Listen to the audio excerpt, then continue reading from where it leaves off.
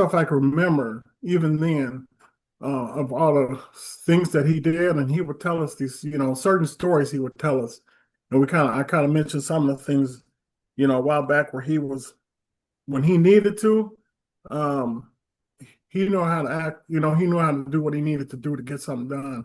Like when we traveled back in the day, sometimes we rode up to a hotel, they wouldn't let him in. So we'd go around the street, he'll put his uniform on, come back, and they let him in. So it's just, learn those the kind of things you got to learn to do back then. But Definitely. he started, in the military. He got out. From what my mom says, she always grew up in church, and apparently, I guess he wasn't really a church going guy because his dad, or his family wasn't. They owned a farm down in Mississippi, uh, where they grew animals and stuff. I only had been down there a couple of times, but he got out of the military, joined the church, and I mean, and when he joined the church, he never looked back. He was deacon. He made sure that any other kids, kind of like him and my mom together, made sure that, if there's any other kids in the neighborhood that need to get taken care of, they did. He drove the bus. He did everything in the church. He was deacon. He was trustee. He a very good person. And people are kind of again, he was one of those people in town. Everybody knew him. They knew McInnes or Big Roy, they called him. And if, oh, you one of McInnes kids, that was, one of the first things we get. Plus, there were so many of us going through the same school system, and then a couple other school systems around. But he was always making a big fuss. He was into making sure the city did stuff right. He was always at city council meetings. So pretty much everybody in town knew who he was. So you wouldn't go around, didn't hear McInnes, because that name was around. So a really good guy. We all, I miss him. I know my mom loved him. She, 2 months after he left, she left. So he's a good guy. All around good dad. Took care of us, made sure we had what we needed. So how did y'all wind up in Seattle? So my dad was in the Marine Corps, stationed in at the base there, PSNS, Puget Sound Naval Shipyard, because he was the gunny sergeant. So he was in the MPs. So he was like one of the head MPs. So MPs is the guys that stayed on the ship, the Navy cruisers. Right. So they would take care of the cruisers, and he was on that. What was the battleship that came back? And they actually did a movie there. Anyway, they wanted him to be on it, but he refused. But anyway, he left after he retired. We retired actually in California, so we were on the military base in California. He met my mom in Washington when he was stationed there. My grandpa owned the house there, so when he retired and came back, actually my sister was living there for a while, but when they retired and came back, he just retired in Bremerton in Washington. So that's how we ended up in Washington State. He retired there and settled down there. Yeah, I have a coworker, a former coworker that owns a bakery up in Bremerton, right across from the shipyard. So In Bremerton? yeah, it What's the name? McGavin's Bakery. Oh, yeah. Yeah, I know the owner. I know the owner. Yeah, they used to be down on Callow, but Yep. they moved some years back. Yeah. Oh, yeah. Oh yeah. We've been knowing the McGowans for a long time. Yeah. Like I said, we knew everybody in town, especially businesses, and it was just like it was one of them towns. Yeah, it is. It's a true Navy town. I must admit. Right. But that's wonderful. That's wonderful. And this is kind of why I want to do this because, you know, we have to improve our image, our ethnic image. And, not all men are great, but not all men are bad. Miss Dream, talk about your dad.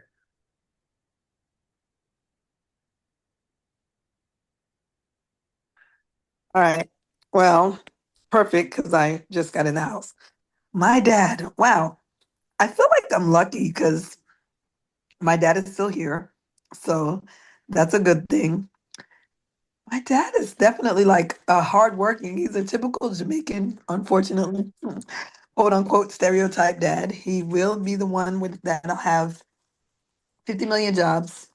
Um, and loves working even now. And he is all of, oh gosh, I don't know, 77 years old. And he is about, that's why he loves this time of year. He's about his garden, his grass, planting, reaping. He likes to stay busy.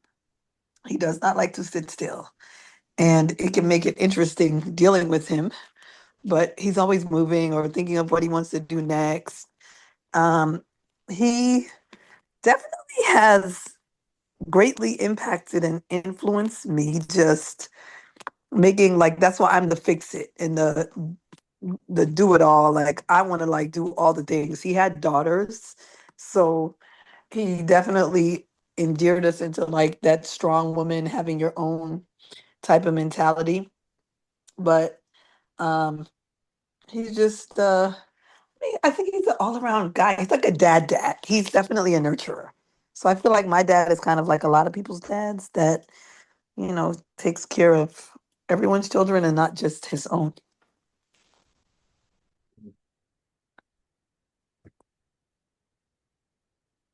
Mute. You're on mute. Well, DF. I'm having a stupidity crisis, but I was tired. Yeah, that's how our father was. Everybody we knew the father who the fathers were, and it was one of those.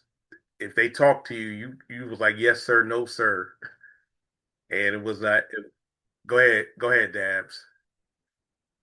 I just want to add too is, I think, as you talk about fathers and you talked about, how we are as men and, what I think some of it trickles down, some of it doesn't.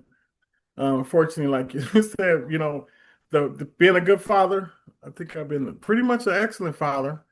I still, and I'm kind of, moving it down to to one of my son, I guess I should say, who was now a father and who was taking care of his son with autism. He's struggling hard, but he is there. The mom is not. And that's what though, um, that people don't understand realize that that happens a lot. A lot of mothers do get overwhelmed, and usually they do get help. However, it was kind of, if you ever watched the movie The Accountant, with Ben Affleck, Yeah.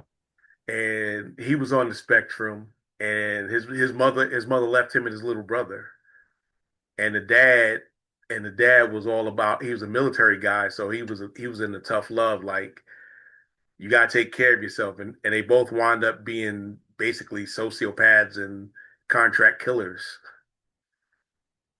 So it was wild. It was wild. And But the but difference in, thank God, and the difference in his son who's raising this child, he's putting his like 200% into his child, to the point where things are difficult for him, financially and the stability, but he's still holding strong with this child. To me, that is a God sent of a father to, sacrifice a lot of stuff just for his son, and the fact that the ability his okay. special needs abilities. So it's kind of hard to stand back and watch this happen, things happen for him, and Dabs is so far away from his child and his grandkids and stuff like that. It's kind of hard, but the stories that Dabs told me of him raising three kids, two guys and a gal, by himself for many years is commendable. And well, y'all met him, except for DFG. You haven't met him yet, but um, personally rather. you would see